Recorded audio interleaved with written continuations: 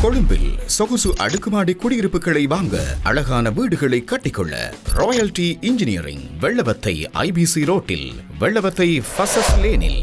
வணக்கம், இது ஐபிசி தமிழின் பிரதான செய்திகள். முதலில் தலைப்புச் செய்திகள். அரசாங்கம் அறிமுகப்படுத்தவுள்ள புதிய திட்டம் விரைவில் நடைமுறைக்கு.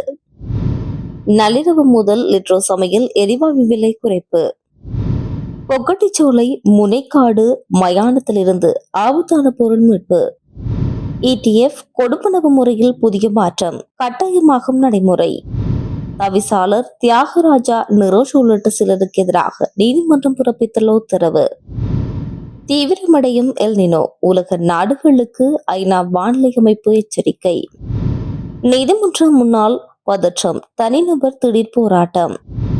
பிள்ளையான் உத்தமர் கிடையாது, பொய் கூறுவதில் கை தேர்ந்தவர் கந்தசாமி பிரபு MP சுட்டிக்காட்டு. இனி தொடர்பான விரிவான செய்திகள்.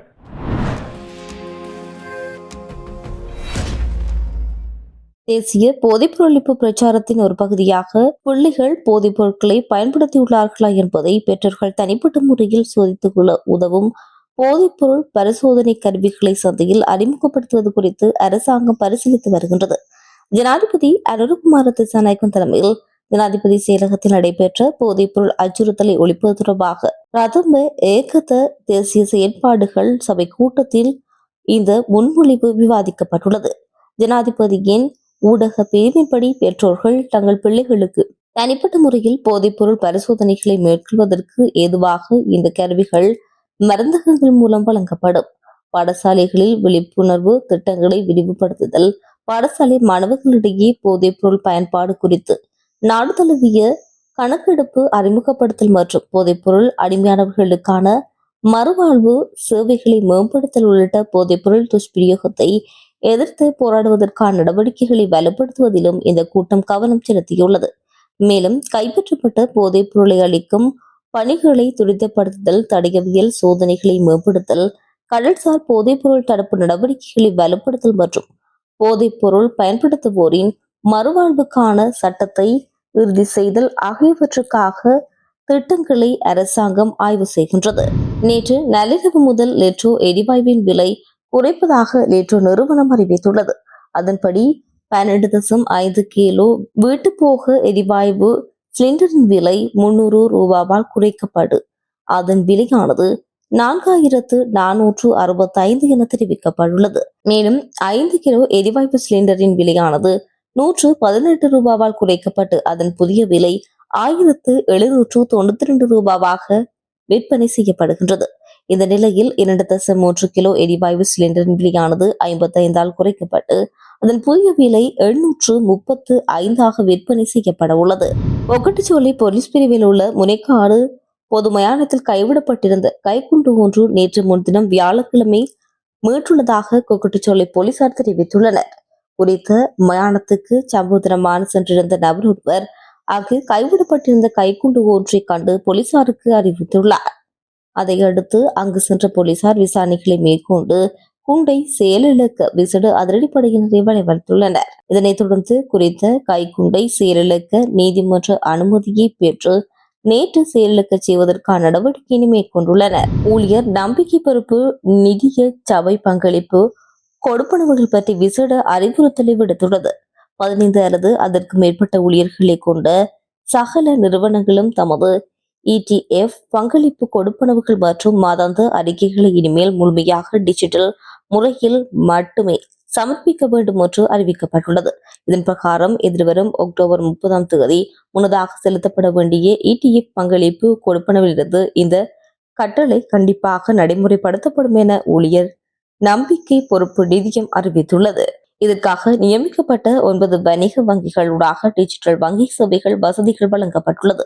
இந்த வங்கிகளில் கணக்குகள் இல்லாத தொழில் வழங்குனோர் வேறு வங்கியின் ஊடாக நேரடி பற்று முறையை பயன்படுத்தி ETF பங்களிப்பை கொடுப்பனவுகளை செலுத்தலாம். இது பற்றிய மேலதிக தகவல்களை ஊழியர் நம்பிக்கை பொறுப்பு நிதிய சபையின் தலைமை அலுவலகத்திலும் அருகில் உள்ள பிராந்திய அலுவலகத்திலும் பெற்றுக்கொள்ள முடியும். பலிகாம கிழக்கு பிரதேச சபை தவிசாளர் தியாகராஜா நிரோஷ் மற்றும் ஏனையோருக்கு எதிராக மல்லாகம் நீதிமன்றத்தினால் விதிக்கப்பட்ட பிடியாணை நீதிமன்றத்தினால் மீள பெறப்பட்டுள்ளது. இது தொடர்பாக விசாரணை நேற்று எடுத்துக் கொள்ளப்பட்ட போதே இவ்வாறு உத்தரவு பிறப்பிக்கப்பட்டுள்ளது. சட்டவிரோத தையட்டி விகாரிக்கு எதிராக போராடினார்கள் என்ற காரணத்துக்காக பலாலி போலீசாரினால் வேலுசுவாமிகள் வலிகாம கிழக்கு பிரதேச சபை தவிசாளர் தியாகராஜா நிரோஜ் மற்றும் வலிகாம வடக்கு பிரதேச சபை உறுப்பினரும் காணி உரிமையாளருமான சாருஜன் உள்ளிட்ட 5 பலாலி போலீசாரினால் கைது செய்யப்பட்டனர். இதனைத் தொடர்ந்து பிணையில் மேற்குறிப்பிட்ட அனைவரும் விடுவிக்கப்பட்டுள்ளனர். இது தொடர்பாக வழக்கு நேற்று முன்தினம் விசாரணைக்கு எடுத்துக் கொள்ளப்பட்டது. தையட்டி விவகாரத்துடன் தொடர்புபட்ட நபர்கள் வழக்குகளுக்கு சமூகம் தராத நிலையில் அவர்களுக்கு எதிராக நீதிமன்றம் பிடியாணை உத்தரவு பிறப்பித்துள்ளது. பிடியாணை பிறப்பிக்கப்பட்டவர்கள் நேற்று வெள்ளிக்கிழமை உடனடியாகவே நீதிமன்றத்தில் முன்னிலையாகி வலிகாம வடக்கு பிரதேச சபையின் சட்டத்திரணி கஜேந்திரனூடாக மனு தாக்கல் செய்தனர். அதன் பின்னர் நீதிமன்றம் பிறப்பித்துள்ள பிடியாணை உத்தரவு மீள பெறப்பட்டதாக தெரிவிக்கப்படுகின்றது. பசிபிக் பெருங்கடலில் ஏற்பட்டு வரும் அசாதாரண மாற்றம் காரணமாக அடுத்த சில மாதங்களில் மிகவும் சக்தி வாய்ந்த எல்னினோ வானிலை நிகழ்வு அதிவேகமாக உருவெடுக்கும் என ஐநாவின் உலக வானிலை அமைப்பு எச்சரித்துள்ளது. இது உலகளாவிய வெப்பநிலையை மேலும் அதிகரிக்க செய்து கடுமையான வானிலை மாற்றங்களை ஏற்படுத்தும் என்று கூறப்படுகின்றது. மத்திய மற்றும் கிழக்கு பசிபிக் பெருங்கடலில் மேற்பரப்பு நீர் வழக்கத்தை விட அதிகமான வெப்பமடையும் நிகழ்வே எல்னினோ எனப்படுகின்றது. பொதுவாக 9 முதல் 12 மாதங்கள் வரை நீடிக்கும் இந்த இயற்கை சுழற்சி உலக வெப்பநிலையை புதிய உச்சத்துக்கு கொண்டு செல்லக்கூடும் என்று விஞ்ஞானிகள் கவலை தெரிவித்துள்ளனர். பசிபிக் பகுதியில் எல்னினோவுக்கான சூழல் ஏற்கனவே தொடங்கிவிட்டதாகவும் அது மிகவும் வலுவானதாக மாறும் என கணிப்பு மாதிரிகள் தெளிவாக காட்டுவதாகவும் அவர்கள் தெரிவித்துள்ளனர். இந்த வானிலை மாற்றத்தினால் அமெரிக்க கரிபிய நாடுகள் வட மற்றும் தென் அமெரிக்கா ஆகிய பகுதிகளில் வழக்கத்தை விட வறண்ட சூழல் நிலவக்கூடும். ஆசிய நாடுகளை பொறுத்தவரை பருவமழை காலத்தில் தெற்காசியா, இந்தோனேஷியா மற்றும் தென்கிழக்கு ஆசியாவில் பலத்த பகுதிகள் மழைப்பொழிவு பெருமளவு குறைய வாய்ப்புள்ளது. இதன் விவசாயிகள் நீர் ஆதாரங்களை பாதிக்கக்கூடும் என அஞ்சப்படுகின்றது. நீடிக்கும் சவால்களை சமீபத்தில் ஐரோப்பிய நாடுகள் தங்களது வரலாற்றிலே மிக கடுமையான வெப்ப அலையை சந்தித்து வருகின்றனர். நீதிமன்ற வளாகத்தின் முன்னால் நபர் ஒருவர் திடீரென மேற்கொள்ளப்பட்ட போராட்டம் காரணமாக அந்த பகுதி சிறிது நேரம் பதற்றமான சூழல் நிலவியுள்ளது. ராஹிது ராஜபக்ச மற்றும் சரித் அபிசிங் ஆகியோருக்கு எதிராக வழக்கு நீதிமன்றத்தில் விசாரணைக்கு எடுத்துக் கொள்ளப்பட்ட போதே இந்த சம்பவம் இடம்பெற்றுள்ளது. குறித்த வழக்கு விசாரணை நீதிமன்றத்துக்குள் ஆரம்பமாகியிருந்த நிலையில் நீதிமன்ற வளாகத்துக்கு முன்னால் வருகை தந்த நபர் ஒருவர் திடீரென கடுமையான முறையில் தனது எதிர்ப்பை வெளியிட்டு போராட்டத்தை ஈடுபட்டுள்ளனர். இதனால் நீதிமன்ற வளாகத்தை சூழ இருந்த பகுதியில் பெரும் பரபரப்பு ஏற்பட்டதோடு அங்கு பாதுகாப்பு பலப்படுத்தப்பட்டதாக தெரிவிக்கப்படுகின்றது. குறித்த நபர் எதற்காக இந்த போராட்டத்தை முன்னெடுத்தார் மற்றும் அவரது பின்னணி என்ன என்பது தொடர்பான மேலதிக விவரங்கள் இன்னும் வெளியாகவில்லை. இந்த சம்பவம் குறித்து போலீசார் மேலதிக விசாரணைகளை மேற்கொண்டு வருகின்றனர். பிள்ளையார் எனப்படும் சிவனேசதுரை சந்திரகாந்தன் ஒரு உத்தமர் கிடையாது பொய்களை கூறுவதில் அவர் கைதேர்ந்தவர் மட்டக்களப்பு நாடாளுமன்ற உறுப்பினர் கந்தசுவாமி பிரபு தெரிவித்துள்ளார். மட்டக்களப்பு நகரின் பிரதான பாலங்களில் ஒன்றாக இருக்கின்ற மட்டக்களப்பு பொது பாலத்தின் ஒரு பகுதி அண்மையில் திடீரென உடைந்துள்ளது. இதனால் குறித்த வீதியின் போக்குவரத்து நடவடிக்கைகள் முற்றாக தடைப்பட்டுள்ளது. குறித்த பாலத்தை தற்காலிகமாக புனரமைக்கும் பணிகள் நேற்று மாலை ஆரம்பித்து வைக்கப்பட்டுள்ளது. இந்த பாலம் உடைந்ததன் காரணமாக மட்டக்களப்பு மாவட்டத்தின் போதனா வைத்தியசாலை, பாடசாலை உட்பட பல்வேறு கேத்திர முக்கியத்துவம் பகுதிகளான பாதையாக இது காணப்படுவதும் திடீர் அனர்த்தம் காரணமாக வாழைச்சேனை தொடக்கம் உள்ள வைத்தியசாலைகளில் இருந்து மேலுக்கு சிகிச்சைக்காக நோயாளிகளை மட்டக்களப்பு போதனா வைத்தியசாலைக்கு துரிதமாக கொண்டு செல்ல இடையூறு குறைவான பாதையாகவும் இது காணப்படுகின்றது. அந்த பகுதியில் தற்காலிகமாக அமைக்கப்படும் பெயிலி பாலம் ஒன்றினை அமைக்குமாறு நாடாளுமன்ற உறுப்பினர் பிரபு விடுத்த கோரிக்கை அமைவாக நேற்று மாலை இந்த பெயிலி தற்காலிக பாலத்தினை அமைக்கும் பணிகள் ஆரம்பித்து வைக்கப்பட்டுள்ளது. இந்த நிகழ்வில் மண்முனை வடக்கு பிரதேச செயலாளர் திருமதி சிவபிரியா, வில்வரட்னம் வீதி அபிவிருத்தி அதிகார சபையின் உத்தியோகஸ்தர்கள், மாநகர சபை உறுப்பினர்கள் என பலரும் கலந்து கொண்டுள்ளனர். அன்றைய தினம் மட்டக்களப்பில் இருக்கின்ற மிக முக்கியமான ஒரு பாலமான இந்த பொது பாலம் என அழைக்கப்படும் அதாவது மட்டக்களப்பு நகருக்கு வருகின்ற மிக முக்கியமான ஒரு பாலமாக இந்த பாலம் அமைந்தும் இருக்கின்றது. அன்றைய தினம் இந்த பாலத்திலே திடீரென ஒரு அனர்த்தம் ஒன்று இடம்பெற்றுள்ளது. இந்த பாலம் இடிந்து விழப்பட்டு இருந்தது. அதனை உடனடியாக சீரமைப்பதற்காக எங்களது கௌரவ அமைச்சர் விமல் ரத்நாயக்க அவர்களை தொடர்பு கொண்டு அந்த பாலத்தை சீரமைத்து தருமாறு அவர்கள் கேட்டுக் கொண்டிருந்தனர். அதன் அடிப்படையில் உடனடியாக அதற்கான தீர்வினை அவர் முன்வைத்திருந்தார். பாலத்துக்கான தற்காலிக பாலத்தை அமைப்பதற்காக பெய்லி ரிச்சர்ட் என சொல்லக்கூடிய தற்காலிக பாலத்தை உடனடியாக அமைப்பதற்கான பூர்வாங்க வேலைகள் முன்னெடுக்கப்பட்டு வருவதாக அவர் தெரிவித்துள்ளார். பிள்ளையான் என அழைக்கப்படுகின்ற சிவனேசந்துரை சந்திரகாந்தன் அவர்கள் ஒரு உத்தமர் கிடையாது. அவர் தொடர்பாக மக்களை நன்கு அறிந்திருக்கின்றார்கள்.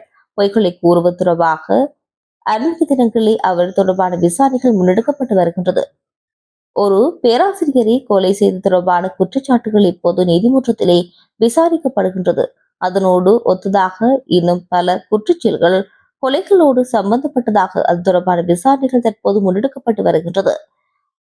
அன்றைய தினம் மட்டக்களப்பிலே இந்த விசாரணை ஒன்றுக்காக கொலை செய்த குற்றத்துக்காக அவர் விசாரிக்க கொண்டு வரப்பட்டிருந்த இந்த நேரத்திலே எங்களது அரசாங்கத்தையும் ஜனாதிபதியின் மீதும் அவர் ஒரு கேலியான ஒரு வேடிக்கையான அதனை பேசியிருந்தார். அவரது செயற்பாடுகள் எப்படிப்பட்டது என மக்கள் நன்கு அறிகின்றார்கள் எனவும் நாங்கள் சரியான முறையில் எங்களது விசாரணைகளை முன்னெடுத்துக் கொண்டு வருகின்றோம் எனவும் தெரிவித்துள்ளார். செய்திகளின் நிறைவாக மீண்டும் தலைப்புச் செய்திகள். அரசாங்கம் அறிமுகப்படுத்தவுள்ள புதிய திட்டம் விரைவில் நடைமுறைக்கு. நள்ளிரவு முதல் லிட்ரோ சமையல் எரிவாயு விலை குறைப்பு. பொக்கட்டிச்சோலை முனைக்காடு மயானத்திலிருந்து ஆபத்தான பொருள் மீட்பு. ETF கொடுப்பனவு முறையில் புதிய மாற்றம் கட்டாயமாகும் நடைமுறை. தவிசாளர் தியாகராஜா நிரோஷ் உள்ளிட்ட சிலருக்கு எதிராக நீதிமன்றம் பிறப்பித்துள்ள உத்தரவு. தீவிரமடையும் எல்னினோ உலக நாடுகளுக்கு ஐநா வானிலை அமைப்பு எச்சரிக்கை. நீதிமன்றம் முன்னால் பதற்றம், தனிநபர் திடீர் போராட்டம். பிள்ளையான் உத்தமர் கிடையாது, பொய் கூறுவதில் கை தேர்ந்தவர் கந்தசாமி பிரபு MP சுட்டிக்காட்டு. இத்துடன் IBC தமிழின் பிரதான செய்திகள் நிறைவு பெற்றன. மேலும் செய்திகளை அறிந்து கொள்ள IBC தமிழ் என்ற எமது யூடியூப் பக்கத்தினூடாக இணைந்திருங்கள். வணக்கம். கொழும்பில் சொகுசு அடுக்குமாடி குடியிருப்புகளை வாங்க, அழகான வீடுகளை கட்டிக்கொள்ள ராயல்டி இன்ஜினியரிங் வெள்ளவத்தை IBC ரோட்டில், வெள்ளவத்தை ஃபசஸ் லேனில்.